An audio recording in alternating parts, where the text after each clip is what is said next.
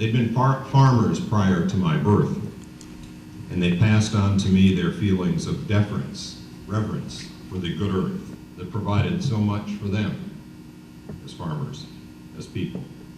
The religious perspective they nurtured within me was definitely something I would today call religious naturalism, even if it wasn't called that then. I grew up in northern Wisconsin, first on a farm, and then on the edge of a tiny little town of 348 people, 20 miles from the larger town of about several thousand. We raised much of the food we ate, so my family's relationship with nature was quite intimate. Much of our entertainment was found within the natural world, playing in streams and ponds and lakes, canoeing, fishing, hunting, hiking, picnicking. I didn't think much about it at the time, but the livelihood of my family and most of those in our little community depended on the fact that people from away, as we called them, were attracted by the beauty of the natural world and their need for renewal and recreation that they found in northern Wisconsin. Young Jewish boys from across the country came to a Jewish boys' camp where my father worked as the general caretaker. He did everything from building the cabins they stayed in, to repairing the cabins, to taking them and the counselors out to beautiful rivers where they went on canoe trips.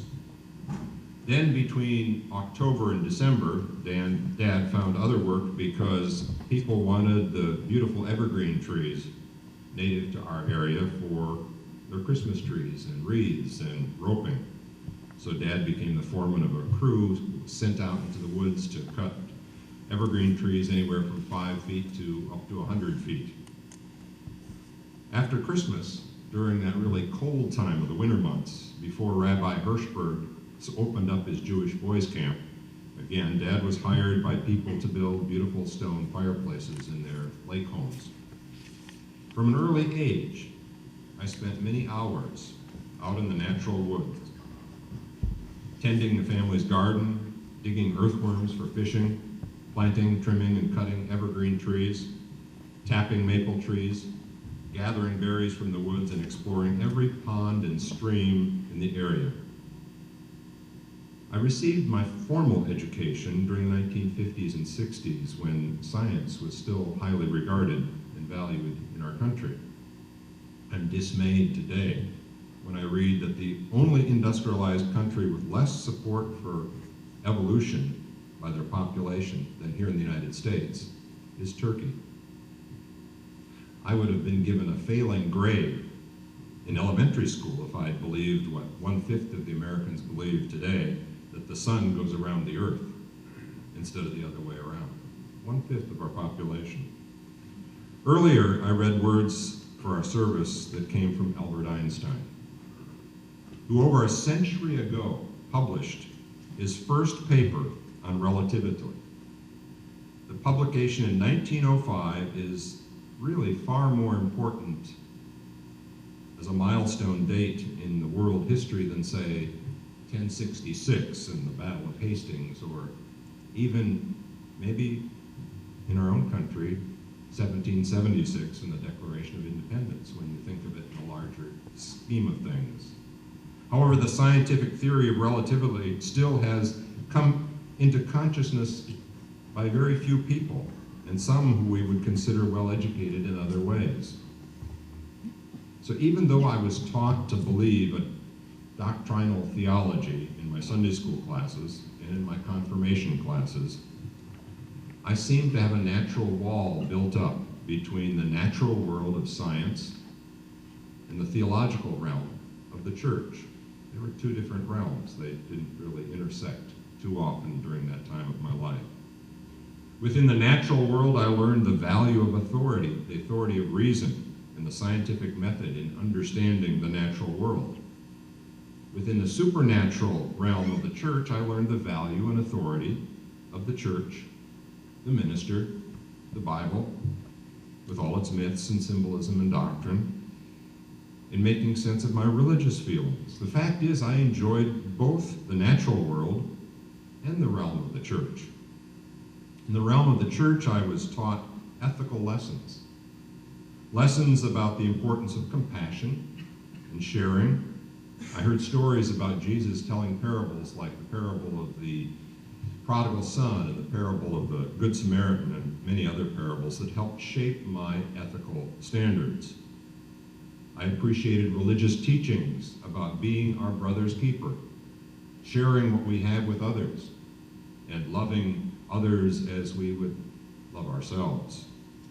I came to believe that it's not only okay, but it's really important that we love our neighbors, but also love ourselves. The realm of the church helped me discover meaning and direction for my life and answer questions about the mystery and the purpose and the significance of life. At the same time, I felt a deep sense of relation to the connection with all biological life in the natural world. I knew that I could understand a great deal about the natural world by dissecting it.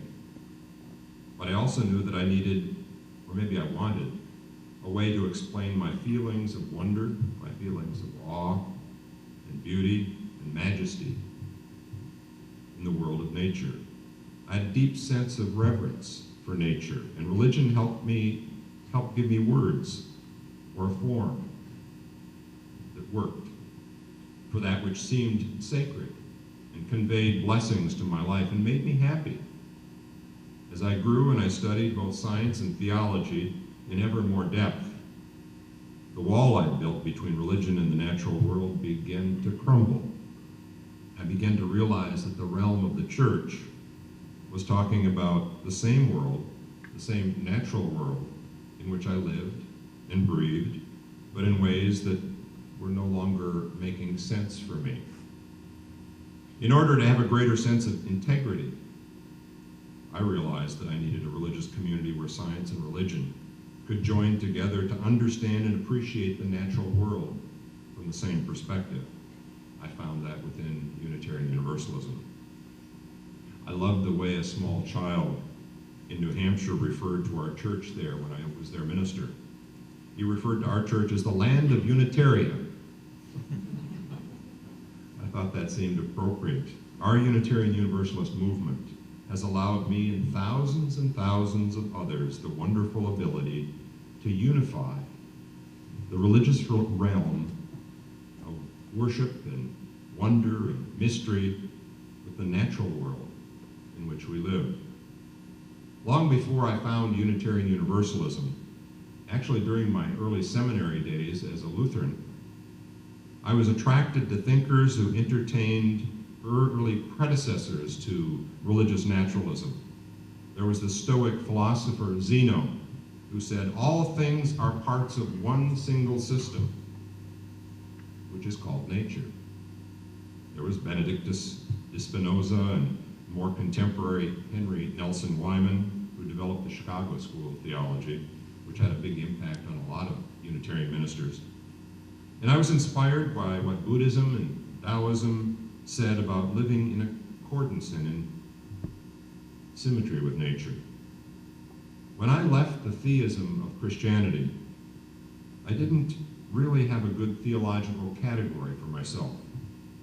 After spending a sabbatical out in Oakland, California, studying with people like Matthew Fox and Brian Swim and M.C. Richards and Jeremy Taylor and Thomas Berry at the Culture and Creation Spirituality Center, I started referring to myself as a mystical humanist with neo-pagan and panentheistic leanings. I always liked the look on people's faces when I said that. It was in 1991 that Jerome A. Stone wrote the book, The Minimalist Vision of Transcendence. The Minimalist Vision of Transcendence. That there was finally a sketch version of religious humanism and actually labeled as such. The term religious naturalism, not humanism, religious naturalism was expanded by